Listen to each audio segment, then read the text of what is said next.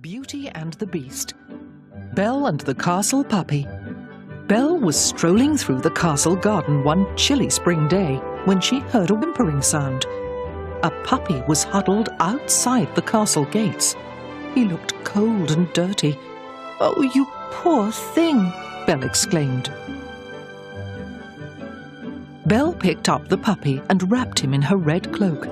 "Let's get you warmed up and fed," she said as she carried him home. Belle and the enchanted objects gave the puppy a bath. When he was clean and dry, the puppy gobbled up a bowl of warm stew. "He's so cute! I hope we can keep him," said Chip the teacup. All the enchanted objects were happy to have a guest. But the Ottoman had once been a real dog, just like the puppy, and he was a little jealous of him. What if Belle liked this dog better? He worried. The Ottoman raced around the kitchen, trying to get Belle to notice him, but the puppy was barking at the door. "Do you want to go out to play?" Belle asked the puppy. "All right, let's go." Belle opened the door, and she and the others followed the puppy outside. They didn't see the Ottoman sneak out behind them and run off the other way. A little later, the beast walked up to Belle. "Someone has dug up my roses," he exclaimed. Then he saw the puppy. "Did that dog ruin my garden? Get rid of him now!" he roared, stomping away. A moment later, the Ottoman ran past Belle. His legs were covered in mud. "The Ottoman dug up the garden!" Belle exclaimed. "But why?" asked Lumiere the candelabrum. As Belle watched the Ottoman chase after the beast, she suddenly understood. "Poor little one," she said. "He just wanted some attention too." Suddenly, the puppy raced after the Ottoman, and they both disappeared among the trees. "Oh no! If they don't catch the beast, they'll get lost!" Belle cried. "I have to bring them back." "But it's getting dark, Belle," Mrs. Potts protested. Belle knew Mrs. Potts was right, but she had to go. She took a deep breath, clutched her cloak tightly, and started down the shadowy path. "Wait," Lumiere called to Belle. "I'll come and light your way." Belle picked him up and walked into the forest. "Puppy, Ottoman," she called.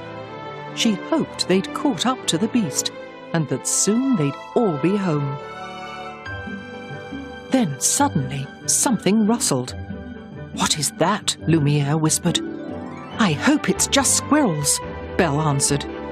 "They must be very big squirrels," Lumiere replied. Nervous, Belle picked up a large stick and walked on.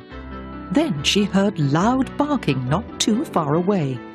"I think we found them," Lumiere eagerly exclaimed. Belle followed the sound until she came to a clearing. The Ottoman and the puppy stood under a large tree. The puppy was growling and barking furiously. "What's wrong?" Belle asked. Then she looked around and gasped. Two large wolves were standing nearby. "The puppy is protecting the Ottoman," Lumiere cried. "He's too small to stop those wolves for long. He needs our help," said Belle. Quickly, Belle set Lumiere on the ground and lit the stick in her hand. She ran toward the wolves, waving the flame back and forth. "Get away! Get away!" she shouted. But the wolves didn't move. Just then, the beast charged into the clearing, and the wolves darted away. "The puppy was trying to save the Ottoman," Belle told the beast. "They are brave little fellows," the beast said, scooping them both into his arms. Later that night in the castle, everyone settled in front of the fire. Belle watched the beast gently pet the Ottoman and feed the puppy a bone. "May the puppy stay until I can find him a home?" she asked. The beast cleared his throat. "His home is here," "With us," he gruffly replied. Belle smiled, relieved that the beast had changed his mind. The very next day, the beast presented the puppy and the Ottoman with shiny badges.